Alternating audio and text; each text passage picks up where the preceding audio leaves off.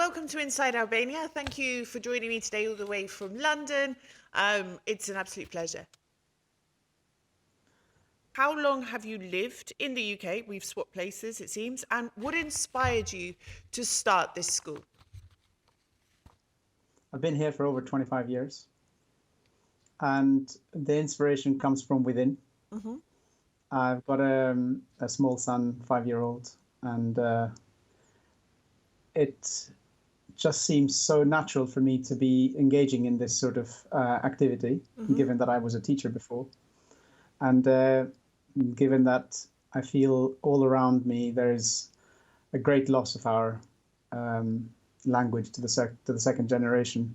And speaking with friends and colleagues and people that I know around, it became quite clear to me that the area didn't have a school, and I just had to act on it and do something about it rather than just expect for others to do it. I have to say there are other schools, but it will take you half a day to get to them. So again, convenience also is very important in this situation. So yeah, a number of reasons really, but it starts from within really, Yes. from my own family. Yes, I mean, that's the best reason, I think, to start something, to do something. You know, it has real meaning when it's something that comes from within, from a passion like this. Could you explain a bit your idea, the concept of the school, how it will function? So yeah, the school is named Gjuhës. So you'll find all the details on our website, but basically the concept is that we will be working with the Montessori methodology. Mm-hmm. We want to be screen-free throughout the time of school. Mm-hmm. I am super aware personally on how much time children spend on the screen. At home, we try and limit it to very, very few minutes every day. Mm-hmm. But at school, they are exposed a lot to screen. So screen is a no-go. And we thought that getting up and doing activities and talking to each other forms a stronger human connection. And actually, the school will have an important role to play from that aspect. Mm-hmm. Perhaps equally as important, it's providing a community space for children of similar age, slightly younger, slightly older, to get together to have this other dimension to their life, which is part of their cultural heritage from their parents. Some of them, both parents, some of them, one of their parents. Mm-hmm. So I've heard some amazing stories of Albanian men and women also being in coupledom with people from around the world, and they too have expressed a desire to bring their children to school. And so, yeah, it's a mixture of, but the main approach is screen-free, yes, hands-on, play. That's basically. I'm screen-free at home. We watch very little television. My daughter is not allowed to use the mobile phone at all. She knows how to use one because sometimes I'll show her things and, I've taught her how to use it in case of emergency or things like that, but it's never a form of entertainment for her. And, I hear people say, my daughter's learnt English from watching YouTube or things like this. But then I hear as well that there are kids in my daughter's kindergarten which don't speak proper Albanian because their parents don't talk to them and they just watch YouTube all the time and they speak English with this kind of affected American accent, which you can tell comes from social media. And I've read as well, about children in the UK starting first grade reception and not being able to speak properly because they've just been sort of handed a phone. I think this is a really important approach, especially when it comes to preserving language. We shouldn't expect a device to teach our children how to communicate. Yeah, I fully agree. And I look at it on my own self, right? Mm-hmm. I am now in my mid-40s. I didn't have a mobile phone until I was in my mid-20s, right? And that time between then and now, I feel I am addicted to the mobile phone. Yes. And now just remove me from the situation and put me at the age of 2, 3, 4, 5 with a handheld device. I'll absolutely be addicted for the rest of my life, and I don't think I would be able to escape it. So I think it's a huge pandemic that is waiting to explode in our face, and we will see it coming, and we're just sleepwalking into that. And if I can help it, at least from my own family, my own son, and in the school that I want to run, screens will not be available. It will be paper, it will be play, it will be all Montessori style, everything Montessori style, but none of it. And actually, the ethos of the school is about being able to communicate with their family and friends back home. So enabling them and allowing them to have the opportunity to use language for that purpose, I think, is the most important bit. So it's going to be pretty much functional language. To begin with, we're not going to focus on exams and things like that, but we're going to focus on functional language. Yes. For me, by the end of this lesson, the child must be able to do X. Very specific, must be able to greet, meet, say, specific language that is very functional to what they need when they go back, or when they speak to people who don't speak English but speak their own language. So that's the ethos of the school. Now, I noticed last summer I met so many people from the diaspora, living my life in Albania with children. Maybe they were in Germany or America or the UK, and a lot of them were surprised to hear my daughter speaking Albanian, because she's bilingual, and they said, my son doesn't speak Albanian, we don't speak Albanian to my daughter at home, or my husband tries to talk to her in Albanian, but it's easier in English. And I was surprised at how many people in the diaspora are not using their language with their children. And I'm wondering, why is this happening? What is causing this situation? I mean, I don't really have the full answer, but from my own perspective, there's a couple of elements that appear. So, for example, I see the French, the Italian, the Spanish, the Chinese, the you name it, in my own vicinity where I live, and it's quite clear to me that they are much stronger in using their language. And then when I hear my own compatriots, and often myself, so I'm not going to exclude myself because I'm not in any way special, we tend to assimilate a bit too quick, and we tend to be a bit too strong to sort of adopt the adopted country and to wanting to please. And maybe this comes from centuries of, maybe there's a deeper issue here. But I think when I said I want to do this to colleagues of mine within this group that we belong, which is called Delirium Brains, there was enthusiasm across the place. And there was, very supportive language, that they were so interested in supporting this. And quite a few of them actually practically helped me to do things. And so I think what I would like to say is that we as a community here have never been stronger. And we as a community here are at the point where the too much assimilation starts to become too obvious to us. And we need to start to realize that actually we are a strong community. We are quite a large community. Actually, it's over 100,000 people here. Yes. And I have to say, opening the school is not the first thing that it's not the first Albanian language school that's been opened here. There's quite a few around. So the community has been working on this quite hard for quite some time, and quite a lot of us are helping and trying to do the best we can. But we do live in an age where it's the now that's the most important.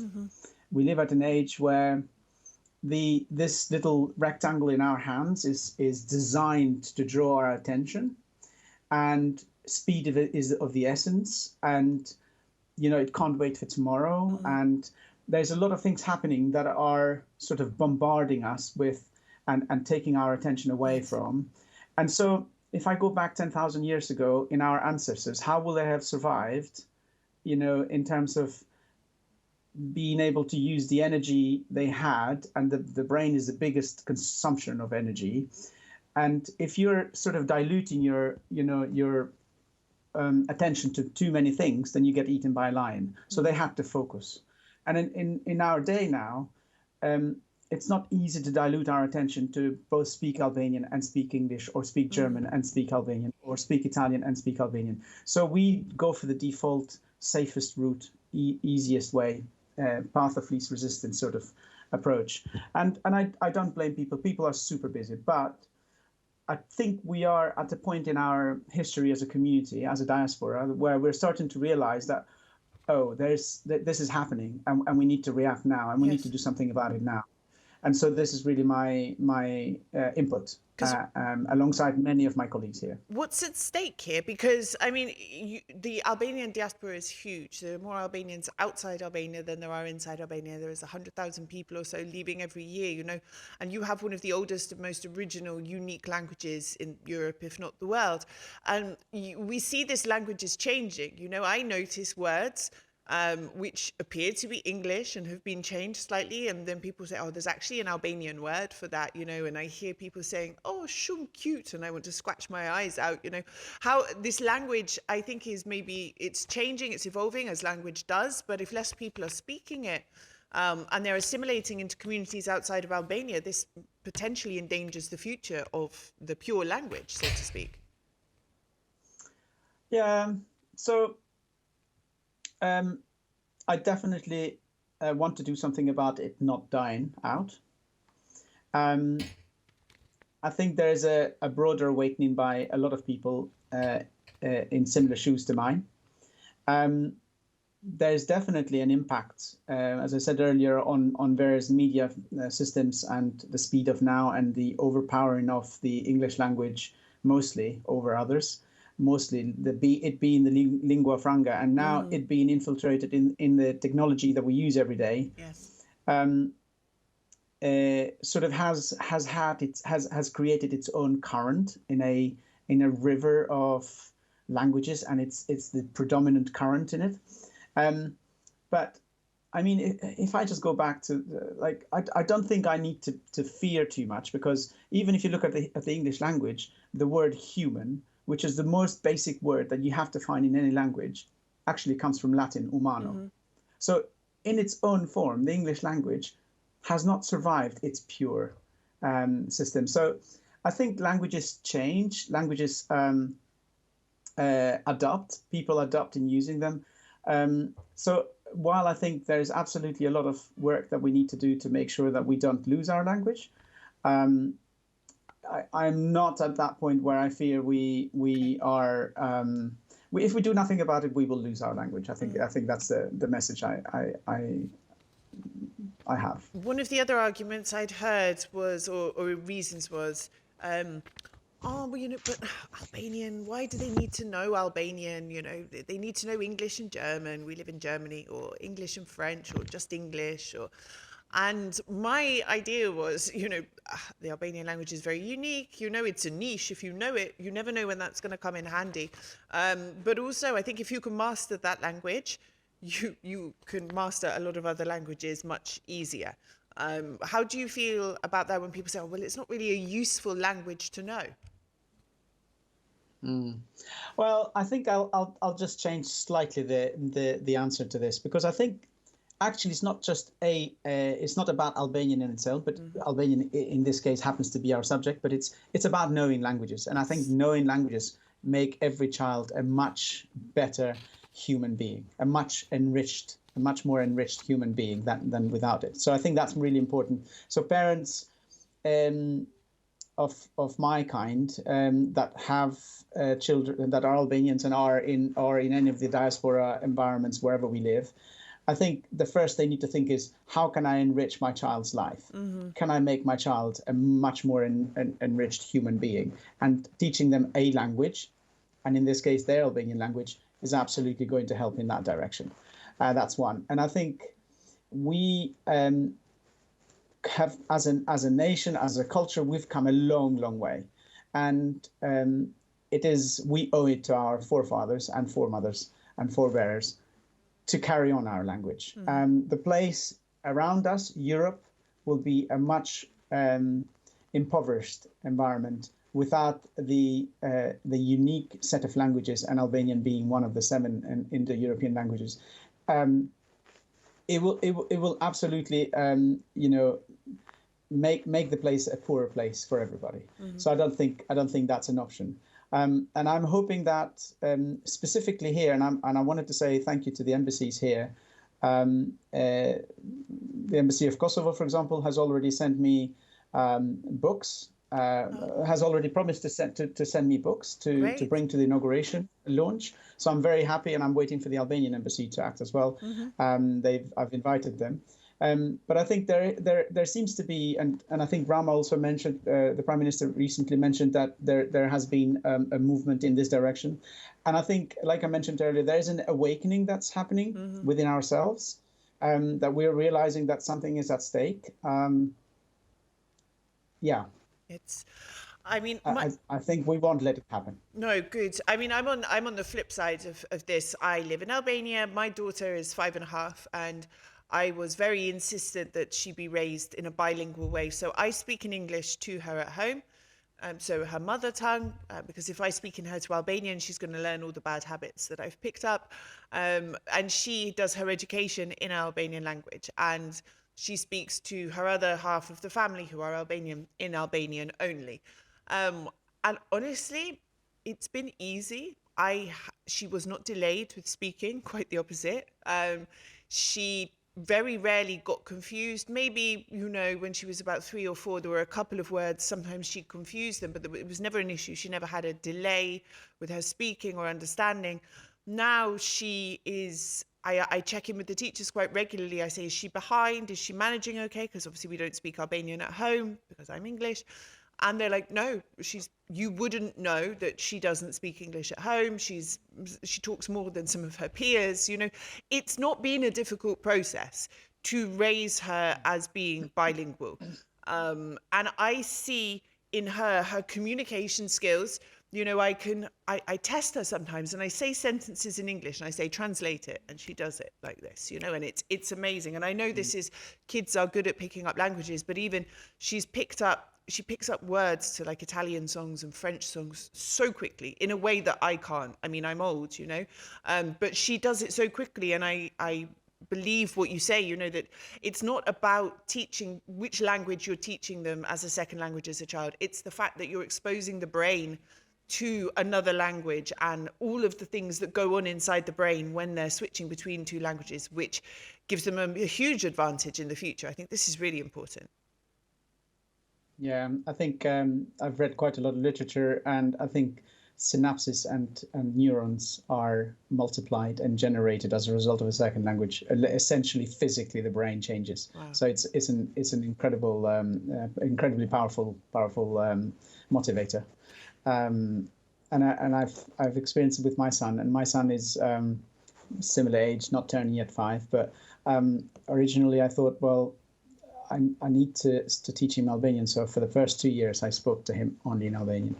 And then one day we went to a birthday party, and he couldn't communicate with peers. And then I woke up to the idea that, hold on, he could actually suffer here, because he might suffer self-esteem, because if he speaks to peers and they don't react because they don't understand, then he'll be like, why are they not talking to me? So I kind of became aware of that. So I started speaking to him in English, and now we speak to him fully in both languages all the time. And the trigger for me has been, because actually I think teaching the children their parents' language starts from home. It's so important. Yeah. And sometimes I speak to my wife in Albanian, and he's like, what do you say in Daddy? I said, well, it's not like, you need to understand it, Daddy. And you need to learn, Daddy. And it's like, okay, now I'm going to learn, Daddy. So it's a way of motivating the children to be part of this other community. And which, yeah. I was told as well, because obviously I'm trying to learn Albanian, and I'm putting in a lot of effort to try and speak it as much as possible. But I was told very firmly, don't speak to your child in the language which is not your mother tongue, because you will pass on any mistakes or bad habits that and I have many, you will pass them on to her. And I don't, but when she hears me speak Albanian and maybe I make a mistake, she picks me up on it now. And she says, no, mummy, you have to say it like this, or that's not correct. So I was quite cautious, even though I'm trying to learn the language, not to speak to her in Albanian, because she's going to learn it naturally at school. And I don't want to teach her, you know, the bad habits and terrible accent that I've picked up along the way through my learning. My son has started correcting us at home. Yeah, he started correcting us at home, and it's incredible. Sometimes he just says, "You don't say it like that, mommy or daddy or whoever happens." No, my daughter's more brutal. She goes, "I don't understand what you're saying." I'm like, "All right, I'm trying," you know. Yeah, they're incredible little things, aren't they? So resilient. My last question, what has the response been? You know, you've announced that you are going to open this school, and have you had a lot of attention, a lot of people willing and wanting to get involved and to sign up? Are you positive about how this is going to go? I'm very positive. I've had lots of people sort of congratulate and wanting to be part of it, and wanting to basically bring their children. And that's the best vote I can get, I think. Yes. So the biggest support to begin with was from the members of the Illyrian Brains. I am fully aware of other people who've done a lot of work prior to me here, and we lost her sadly, but we had a lady called Lulieta Nuzi who made huge strides, a trailblazer in this space, where I think she enabled the Albanian language to be part of the GCSE system in the UK, alongside other colleagues and friends and compatriots who live here. She passed recently, and it was a great loss to our community and to her family. And there's been other people and other colleagues around here who have opened their own schools, and they've been running these schools. They have 5-6 schools all around the place, all around the UK actually, and around London. Just happens for some reason the West London wasn't covered as much. Which is where I am based, so I'm on the 7th of June. I'm launching. I've sent the invitations out. I'm inviting people out to basically come on the 7th of June to have the inauguration of the school. I've called it an open house. We're running it at a very well established education establishment here called the Arts Ed, which is a fantastic arts education school, college for secondary and tertiary sort of space. So that comes with all the beauty of I don't have to worry about all the health and safety, and everything else is covered in that sense. Just focus on teaching the language. Exactly. Yeah. So I've already got a teacher. I think the biggest barrier might be that I don't have enough people to teach the language, but being a former teacher myself, I might have to step in here and there. But I do have a teacher already who has expressed an interest and who wants to play. I have another teacher who's ready to go. And so at the moment, I'm in process of just carrying out the admin tasks of getting the teachers interviewed and doing all that piece of work. And should be then sort of the first Saturday in September, I should be able to launch and to have, I'm hoping that I'll have about 15 to 20 kids to begin with. And at this point in time, I feel that's a well-achieved target, because there's a lot of children around here. In my research, I found that there's about 500 families around where I live of Albanian heritage. So reaching them and finding them and telling them about the school will be the next part of the project. And I'm cherishing the entire process. Actually, it's been so amazing.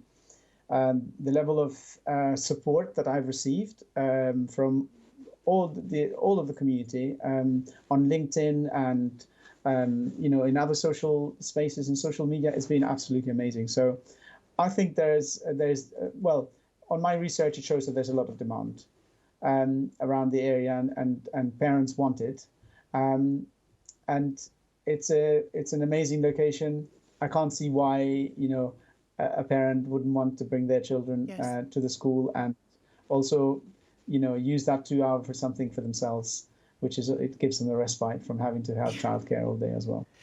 Alban, Thank you very much. I wish you the best of luck. You know, it's not about business, it's about something which I think is very important, which is preserving the roots, the culture, and a language which is very, very unique and not spoken by a huge amount of people. And I think it's really, really important to preserve this in Albania and outside of Albania as well. So I thank you for your contribution to doing that. Oh, I'm grateful for your time. I'm grateful for inviting me to talk about Gjuhën here, and I look forward to bringing all these projects into life and having the kids of the Albanian parents coming here and wanting to learn at the school. So yeah, I'm buzzing. I'm totally buzzing. Shumë faleminderit dhe suksese. Faleminderit dhe juve. Shumë faleminderit edhe për mbështetjen tuaj në LinkedIn as well. Mirupafshim, faleminderit. Gjithë mirë, mirëpafshim. Pafshim.